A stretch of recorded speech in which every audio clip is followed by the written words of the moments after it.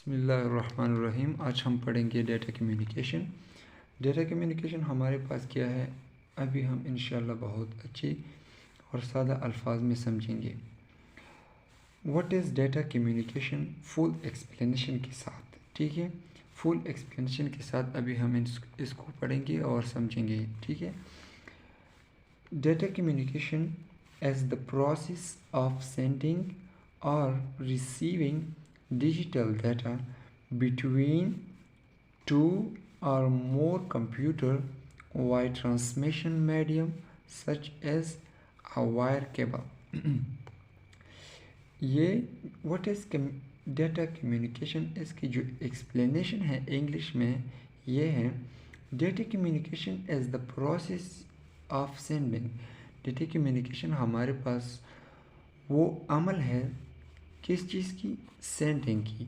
Sending की वो अमल है, सेंडिंग और रिसीविंग, यानी और रिसीविंग, सेंडिंग और रिसीविंग डिजिटल डेटा सेंड करने या रिसीव हासिल करने के लिए वो अमल है जिसके ज़रिए हम डेटा को, किसी चीज़ को, डेटा का यहाँ पर मतलब है फॉर एग्ज़ाम्पल फ़ोटो, वीडियो और अदर डॉक्यूमेंट वगैरह, ये हमारे पास सब डेटा में आता है। ठीक है, डिजिटल डेटा। ठीक है, बिटवीन टू और मोर कंप्यूटर, दो या दो से ज़्यादा कंप्यूटरों के दरमियान हम सेंडिंग और रिसीविंग की अमल को डेटा कम्युनिकेशन कहते हैं। ठीक है, दो या दो से ज़्यादा कंप्यूटर के दरमियान में ट्रांसमिशन या कम्युनिकेशन की अमल को हम क्या कहते हैं, डेटा कम्युनिकेशन कहते हैं। यानी हम एक कंप्यूटर से दूसरे कंप्यूटर को फ़ोटो भेजते हैं या दूसरे कंप्यूटर से जो कुछ हम अपने लिए सेंड करते हैं, खुद को सेंड करते हैं, उसे हम क्या कहते हैं, डेटा कम्युनिकेशन। यानी डेटा की जो कम्युनिकेशन का राब्ता, यानी डेटा के साथ हम राब्ता कर सकते हैं डेटा के ज़रिए। ठीक है, कंपोनेंट ऑफ डेटा कम्युनिकेशन। ये कंपोनेंट का क्या मतलब है यहाँ पर, यानी जिन चीज़ों से हम एक दूसरे के साथ कम्युनिकेट कर सकते हैं, कम्युनिकेशन कर सकते हैं, उनको हम क्या कहते हैं, कंपोनेंट्स। ठीक है, data communication system has 5 component.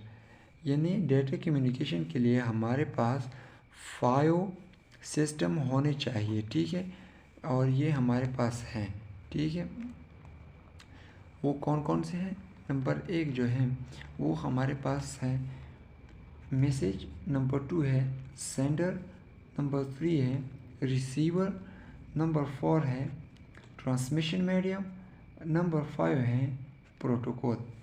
अभी हम ग्राफ के ज़रिए इसको समझेंगे, इंशाल्लाह बहुत अच्छी तरीके से आपको समझ में आ जाएगी। ठीक है, ये हमारे पास क्या है, पीसी है, यानी पीसी का मतलब क्या है, पर्सनल कंप्यूटर। ठीक है, ये हमारे पास एक कंप्यूटर है, ये हमारे पास दूसरा कंप्यूटर है, ये हमारे पास सेंडर है, ये हमारे पास रिसीवर है। ठीक है, ये हमारे पास क्या है, केबल है। ठीक है, ये जो वायर केबल की बात किया है मैंने, ये हमारे पास फॉर एग्जांपल केबल है। सेंडर वो है जिससे हम किसी चीज़ को, डेटा को सेंड करते हैं। डेटा हमारे पास फ़ोटो फॉर्म में भी हो सकते हैं, वीडियो फॉर्म में भी हो सकते हैं, डिजिट वगैरह फॉर्म में भी हो सकता है हमारे पास। और रिसीवर हमारे पास, जिधर हम भेजते हैं वो हमारे पास रिसीवर होते हैं, यहाँ से हम किसी को भेजते हैं वो हमारे पास रिसीवर हैं। ठीक है, और जिस केबल के ज़रिए या हम इंटरनेट के ज़रिए भेजते हैं वो हमारे पास क्या है, मीडियम है। ठीक है, ये वायर है या कोई और चीज़ है, हमारे पास ये क्या है, मीडियम है। ठीक है, इस सेंडर और रिसीवर के सेंड करने और रिसीवर होने की पीछे जो सेटअप है उसे हम क्या कहते हैं, प्रोटोकॉल कहते हैं। क्या कहते हैं, प्रोटोकॉल। ये जो सेंडिंग है ये हमारे पास प्रोटोकॉल के बेस पर होता है, ठीक है। प्रोटोकॉल ना हो फिर सेंडिंग या रिसीविंग नहीं हो सकता। इसी तरह मीडियम ना हो, चाहे वो केबल की मीडियम हो या इंटरनेट मीडियम हो, लेकिन मीडियम होना बहुत ज़रूरी है। इसकी बिना हम क्या कर सकते हैं, मैसेज को या डेटा को सेंड कर सकते हैं, ठीक है। हमारे पास सेंड करने के लिए मैसेज होना चाहिए, सेंडर होना चाहिए, रिसीवर होना चाहिए, ट्रांसमिशन मीडियम होना चाहिए, यानी हमारे पास ये केबल जो है ये हमारे पास ट्रांसमिशन मीडियम है, ठीक है। और प्रोटोकॉल होना चाहिए, ठीक है। उम्मीद करता हूँ कि आप लोगों को ये समझ में आ जाएगी।